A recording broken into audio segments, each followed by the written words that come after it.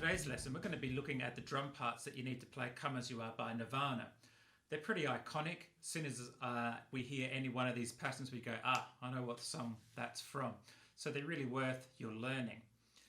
We can break the song down into basically 4 patterns. There's the opening pattern, which is more or less the verse, which I called section A, that's always played on the ride cymbal.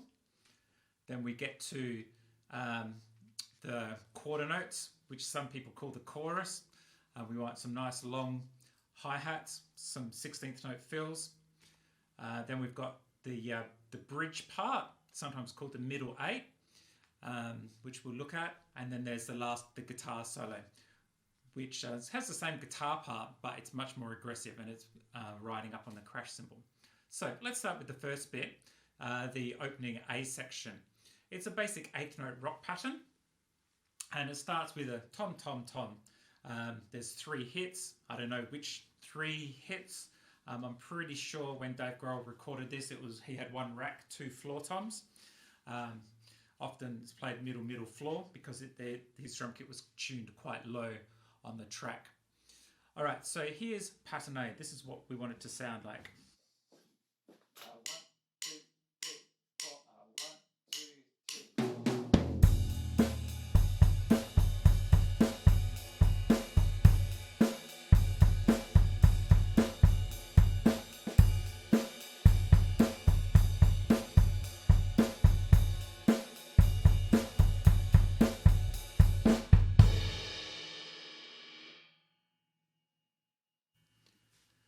And in each of the verses, it's played a different amount of repeats. So you have to listen to the record to work out how many times you have to play it. All right, into the B section. Some nice quarters on the crash cymbal and 16th notes on the snare drum. Now I've got on my sheet just quarters on the bass drum. I'm pretty sure on the record you'll actually hear Dave playing 8s on his bass drum, which is actually not too difficult because it just means your bass drum follows your right hands. So you can choose which way you want to play it. This section's always played 4 times, that often on the 4th one there's a slightly different feel. But we're just going to play it 4 times today using the 16th notes on the snare drum fill. Here we go. 1, 2, 3, 4.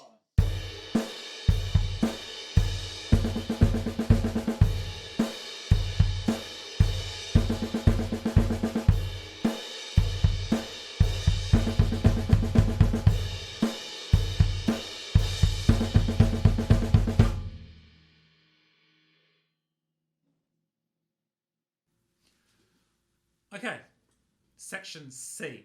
Now we've got some options here. It's difficult to hear from the recording. Is he playing quarter notes on the hi-hats or 8th notes? And ultimately, again, you can choose for your band when you're playing it what you think is going to best suit your band. If we play quarter notes with nice tight closed hi-hats, sounds like this.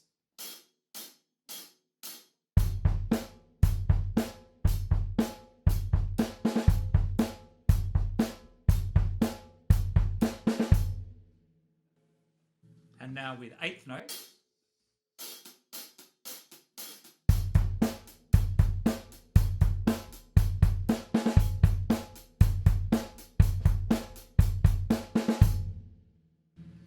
So they sound quite different.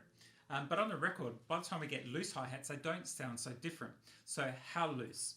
Now, if we watch what's going down here on the foot cam, to get a nice tight sound, I have my foot up, so all the pressure's in the front of the pedal. And as I drop my heel, immediately I get more length to my hi-hat sound and it's a slightly looser sound. And from there, we just need to gradually just lift our hi-hat, lift our foot off the pedal until we get the right length sound that we're after. And the length depends on how fast we're playing. If we're playing slow, we might want a much longer hi-hat sound. If we're playing fast, well, each hi-hat doesn't have to be as long to fill up the empty gap. So anyway, here's my little experiment. I'm going to start with heels up and have a listen to the sound as I gradually loosen my hi-hat.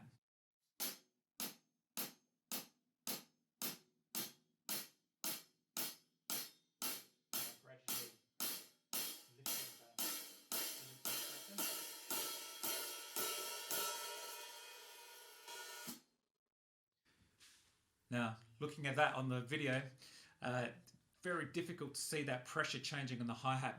My pedal's fairly sensitive to pressure changes, so it doesn't require a lot of pressure change, which makes it easier for me to play. But you can certainly hear the sound changing, and that's the important thing.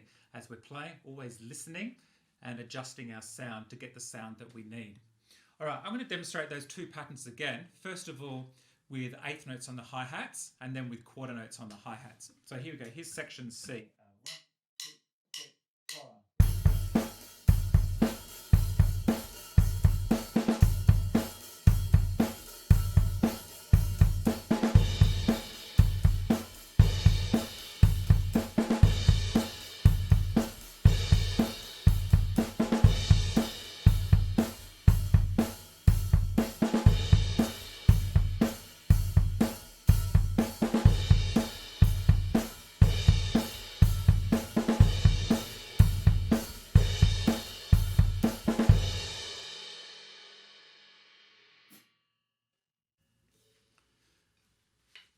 All right, section D, our last bit that we need to look at. Now, on the original sheet, we just have two. We have an easy play version, and then we have the full version. And then we've also got some steps that we can go through to get to that full version that's on the recording. All right, so here's the simplest version we can do. We've got 5 little steps that we're going to get through until we arrive at step 5 that has all the bass drums in it. All right, so here's our easiest version, line 1 or version 1. 1, 2, 3, 4.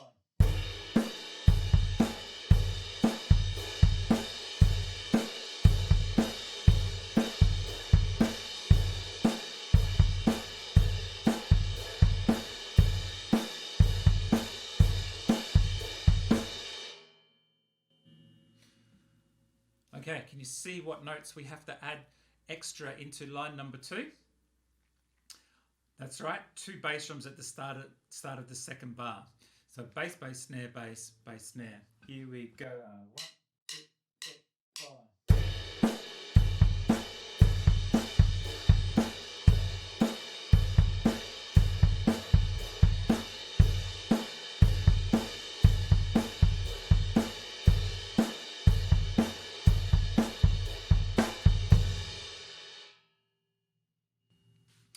All right, third line. What extra notes do we have to add? Yep, that's it. We're going to add an extra bass drum on the end, which is going to then loop back into count number 1. Here we go. 1, 2, 3, 4.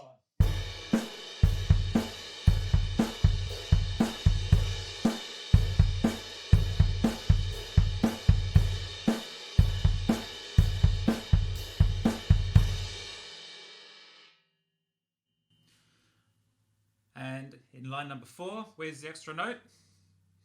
Yep, that's it. It's a double kick now in the middle. So we've got doubles joining in the middle of plus as we loop the pattern.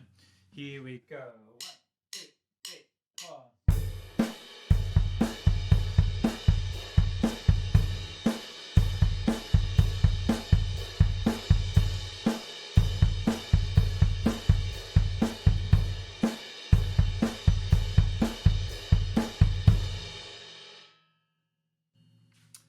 All right, now the last thing we have to add in number 5, can you see what it is?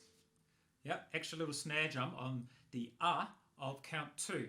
So our counting goes 1, 2, 3, and 4, and 1, and 2, and 4, 1, 2, 3. So it's a little snare drum before count 3. Here we go. Final pattern.